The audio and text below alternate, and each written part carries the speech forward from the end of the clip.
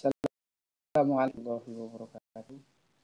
Selamat pagi dan semangat pagi anak-anakku kelas 9 UPTD SMP Negeri 1 Atap 1 Lelya. Baik, pada pertemuan kali ini kita masih membahas tentang teks diskusi, di mana kali ini kita akan mempelajari struktur teksnya dan contoh teks diskusi. Sebelumnya kita berdoa terlebih dahulu. Berdoa mulai.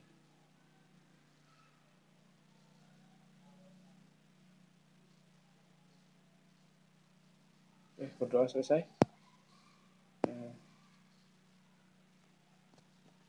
Ya, berdasarkan strukturnya, teks diskusi itu terdiri dari isu.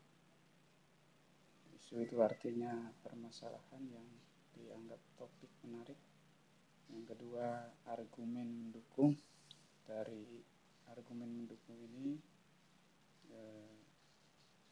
mendukung daripada permasalahan isu yang ada pada teks diskusi. Yang ketiga, argumen menentang, artinya tidak menentang, itu kontra. Kemudian yang keempat yaitu simpulan. Ada 4 struktur teks diskusi, dimana yang pertama ada isu, argumen menentang atau pro, mendukung atau pro. Yang ketiga argumen menentang atau kontra, dan yang keempat ada kesimpulan.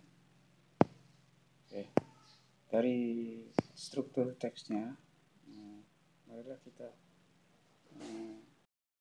coba menyampaikan beberapa contoh teks diskusi yang berjudul dampak game online bagi remaja di Indonesia. Seperti yang sudah disampaikan, bahwa yang pertama ada isu. Pada saat ini, kalangan remaja bahkan anak-anak di Indonesia sudah banyak mengenal yang namanya game online. Game online merupakan salah satu permainan yang dikombinasikan dengan teknologi. Biasanya dimainkan dengan gadget, baik berupa komputer, laptop, tablet, atau bahkan handphone dengan menggunakan koneksi internet full. Karena menggunakan koneksi internet, maka permainan ini disebut game online. Tak bisa kita pungkiri bahwa sekali memainkan permainan ini sebagai sekedar kebutuhan setiap hari, kenyataannya peminat dari game online berasal dari berbagai kalangan, mulai dari bapak-bapak, remaja, bahkan anak-anak yang masih belum sekolah. Hal ini tentunya akan menjadikan banyak anggapan. Ada sebagian orang yang beranggapan bahwa game online itu boleh saja sebagai sarana hiburan karena jumlah game online yang tak terbatas sehingga tidak mudah bosan.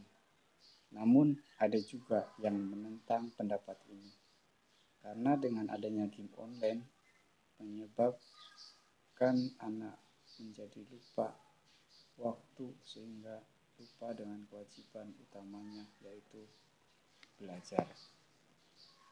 Ini di bagian isu.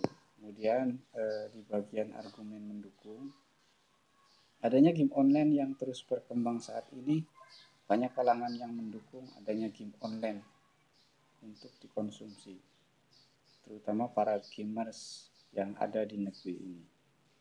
Mereka beranggap, apa salahnya bermain game? Tujuannya hanya untuk kesenangan semata. Dan lagi pula anak-anak juga butuh hiburan. Jadi wajar saja jika anak-anak Indonesia senang sekali dengan adanya game online. Beberapa game online ada yang bersifat edukatif, artinya mendidik, sehingga dapat memberikan dampak positif bagi perkembangan kecerdasan anak, perkembangan otak, dan melatih konsentrasi. Ini di bagian argumen yang mendukung atau pro. Kemudian argumen yang menentang, adanya game online akan memberikan dampak negatif. Oleh karena itu, orang tua pasti melarang anaknya mengkonsumsi game online di gadgetnya. Hal ini dengan alasan adanya game online akan mengganggu waktu anak. Karena terlalu fokus pada gadgetnya sehingga anak menjadi malas. Bahkan seperti kecanduan. Akibatnya waktu belajar tersisa dan malas sekolah. Apabila jika sampai berani membolos sekolah hanya karena bermain game online di warnet, tentunya hal ini akan membuat mereka menjadi ketinggalan pelajaran. Selain itu, beberapa game online ada yang isinya tentang beradu, berperang, dan saling mengalahkan seperti membunuh. Tentu ini akan mempengaruhi karakter kecerdasan anak dan akan menjadi keras. Oke, dari argumen mendukung dan menolak, tentunya kita membuat kesimpulan menanggapi dua hal tersebut di atas. Kita harus menjadi remaja yang bijak dan berkarakter sehingga bisa melihat hal ini sebagai hal yang positif, bisa memprioritaskan yang penting dan menjadikan kewajiban, bisa memilih dan memilah hal-hal yang baik hendak yang kita lakukan. Mungkin boleh-boleh saja bermain game online, asalkan jangan terlalu sering atau bahkan sampai lupa dengan kewajiban kita sebagai pelajar. Jadikan game online ini sebagai hiburan untuk sementara saja. Untuk para orang tua juga sebaiknya lebih mengontrol semua kegiatan anak, sehingga apa yang dilakukan oleh anak-anak kita adalah hal-hal yang benar-benar bermanfaat. Oke, next. Nah, mungkin itu saja sekedar contoh mengenai contoh daripada teks diskusi. Kita akhiri dengan membaca hamdalah bersama-sama. Alhamdulillah. Mudah-mudahan bermanfaat.